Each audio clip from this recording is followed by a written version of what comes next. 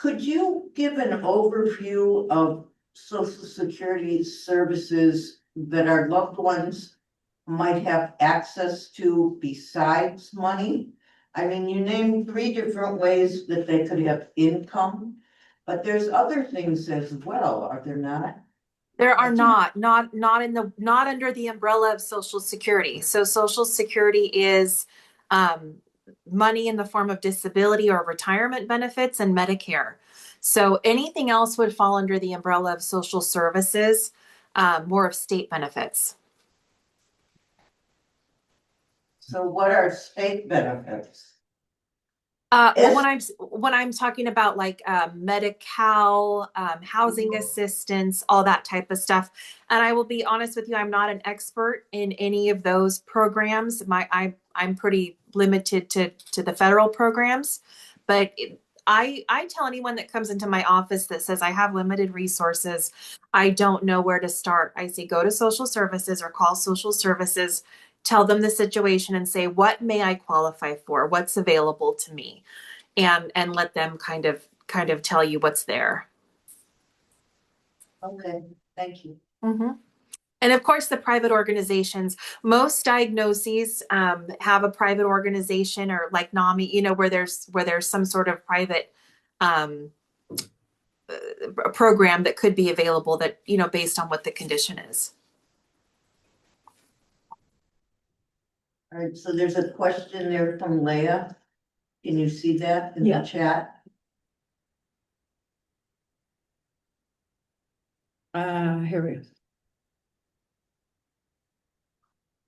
It's not. Oh, there. Leah asked, my partner is being penalized for 22 months, thanks to his summer job. But none of the paperwork actually says what the line is that he's not supposed to cross. Yeah, as far as income. Yeah, so okay, is he what program is he on?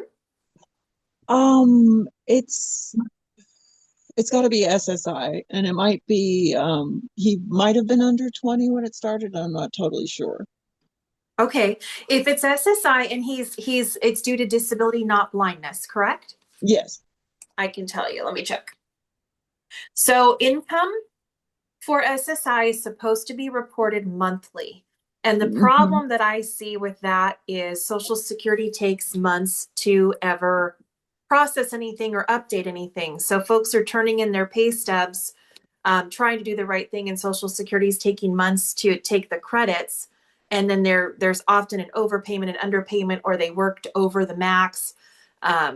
And it gets very, very messy. Yeah. What is the max? I'm looking to tell you. It changes annually, and I don't have it memorized. Gotcha. And it's different for folks that are disabled due to blindness and folks that are not. That's interesting. Huh. SGA.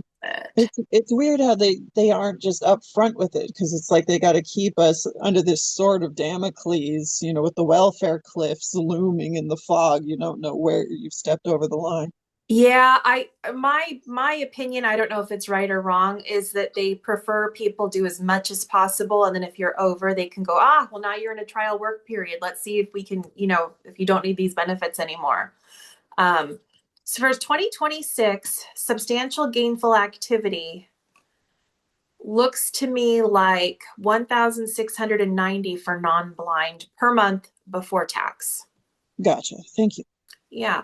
But now remember, there's a credit for, if you go online and look up substantial gainful activity and Social Security, there's different calculators that you can use based, you put in what the income is and what the benefit is, and you can use their calculator to figure out what the offset will be to the benefit. Okay, substantial gainful activity is the magic phrase. Thank you very much. Yeah. Monica, you have a question? Yes. So when you said that there's trouble when there's also substance use, they're frequently co-occurring and self-medicating, but sometimes it isn't really. There are some substances with amounts and lengths of not taking care of yourself, that's permanent sometimes. Mhm. Yeah, so when there is a disability as a result of some sort of substance abuse, so someone has um, cirrhosis of the liver, brain damage, whatever it may be, if there is a permanent disability as a result of that, that's still looked at as a disability, aside from addiction. When active addiction is involved, that's when it becomes difficult to separate out what's going on. So if someone is clean and sober, but there's a residual disability of some sort because of that, not held against the person, versus active addiction or the idea that there could be active addiction, that's where it becomes problematic. Does that make sense? Yes. What about when the medication available is not sufficient? This cycle of I'm taking it, now I feel okay, so now I'm better and I'm gonna stop, and then pitfall. Sometimes in lieu of that, you could self-medicate with a substance to kind of quiet things. And it, are they not weighing the cost? Because the DSM-5 TR came out and there's a lot of onset substance use in like the mild, moderate, severe remission caused by. So, I mean, I think that's in my experience, if someone's using something like marijuana and it's medically, if it's prescribed, not an issue. If it's something, a street drug or whatnot, I think that becomes a lot more complicated. I don't, I think it becomes harder for them to separate out what's what, if that makes sense. Christina, we're all a little worried about the changes in Medicaid, or, well, Medi-Cal for us. That has come down from Washington. Can you speak to that? I don't deal with Medicaid much at all, so I'm not a very good resource for that, unfortunately. Okay, got it. Oh, the work requirement, are you talking about? Yeah, that and Do you know anything about that, Christina? In the big beautiful bill, there's a work requirement coming up. I've heard different things, and I have had different clients reach out and tell me that they've been reassessed and received letters saying that the subsidies are gone and that they're going to have to pay far more. But that's the extent of what I know about it. Medicare is a very different world, unfortunately, and there's so much to both of them that I really keep my focus on that. So I don't know much about the other. Can you kind of direct us where we can find out real answers on Medi-Cal? Good question. You could try an insurance broker that does open marketplace. They call them ACA brokers, folks that handle insurance programs for those under 65, the non-Medicare. I don't know how much information they would have, but I would hope that they would know about Medicaid, just because I would assume it would cross their path where people are looking at, do I qualify for Medicaid or do I qualify for covered California, and how much support. So maybe someone like that, that's who I would reach out to if I had some questions. So Christine, I want to add on to this question string, because I think it'll become much more prevalent questions to you in the future, because if the requirement is that individuals have to work a certain number of hours a month and so on, that income that they receive suddenly starts to impact SSI, because for every dollar they earn, $1 is taken away. And so there's a lot of reporting headaches that come with that. And my youngest son went through many years of them not doing it right, and finally ended up saying, just stop. I'm don't want to continue with SSI since I'm I'm getting all this crazy loops of you owe us money because we Yeah. overpaid you, but you overpaid him because you never logged the information he gave you and didn't handle it right. Right. So it's just this, it becomes a really challenging process. And I think the risk is he was diagnosed and sick at 18 or 17, but now he can't, he's challenged with it in his 40s, can't get back on SSI easily, has been denied. And so I think there's a lot of risk when they're going to require people to work. If their income starts to impact their SSI, it starts to really wobble in terms of its effectiveness and the stability of it.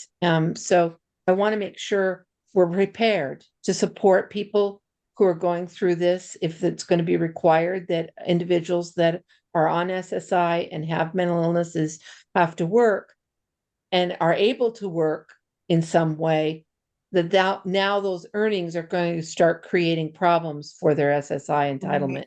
Right. I don't know this, so I hesitate to say it, but my thought would be that once someone is declared permanently disabled, that rule would not apply. That's my hope, at least, which doesn't do much good Our for the hope folks too. applying and going through the process, because I know that is still hugely problematic. But I would hope that there would be eventually some sort of provision for the permanently disabled. I don't know whether or not there will be, but that would make sense to me. Yeah. Thank you. And I know we're almost out of time if we aren't, yeah, we're with 6 minutes to go here. Any last question before we wrap it up? We apologize for that horrible experience. I'm not sure how not have that happen. It's never happened before. Oh, well, I really appreciate you having me and everything that you do for the community. And so if I can give back just a little bit and answer questions or direct people in the right way and in any way that I can, I'm happy to do it. So thank you so much. It's been a gift to be with you all. Thank you so much. Feel fabulous. Thank you. So, Deb, Iman, anything else to say before we wrap it up? No, I think just going forward, if people want to join the meeting on Zoom, we're going to have them register to get the link. So it's not going to be a public link anymore. Hopefully that'll avoid Yeah, that. that will curb the challenge. Yeah. So Yeah. Or we'll lock the meeting. We'll notify everyone that if they can't attend by within the first 10 minutes, we're going to lock the meeting, kind of thing. There's several ways we can prevent that kind of cascading challenge. Yeah, that's crazy. Well, thank you again, Christina. Thank you. Take care, everybody. Good night, everybody. Will we be meeting here? Oh, yeah, I wanted to say, before everybody leaves, our next meeting will be the 4th Thursday of the month in February, and we're gonna be meeting here every month. So. Fourth Thursday and fourth at a Monday. Yes, because all the Mondays were already taken for the whole year. So I couldn't register. yeah, I'm working on the flyer, so I'll have that on the calendar as soon as possible. I'll send it to you to verify before we post it. And it'll be Proxy Parent Foundation about setting up, what's it called? Trusts. So they actually take the money that your kid should inherit and they manage it for you and they provide a personal assistant and you set up a budget for your loved one and they take care of them. They actually have a person who comes out and gets to know your kid. And Is that part of the special needs trust? yeah. Okay, it's the administrator in lieu of. Yeah, right. family Because member. if you just give your money to your kid when you die, then they're gonna lose all their benefits. There's. And the money will be gone in a day. Exactly. Well, special, That minor detail. right, exactly. Now you can have somebody be a trustee with that special needs trust. Yeah, If you have a family member or someone who's willing to do yeah, that. but they always say not to have siblings do it, so Yeah, that. and that'd be a pretty special sibling that would be Yeah. willing to, yeah. So the person that's on the trust, call up, "Oh, I need so much more, I need much more money than you gave me. And they said, well, then you're gonna run out. No, I hate you. Yeah, It's- yeah. But if they have a good relationship, it might be just fine.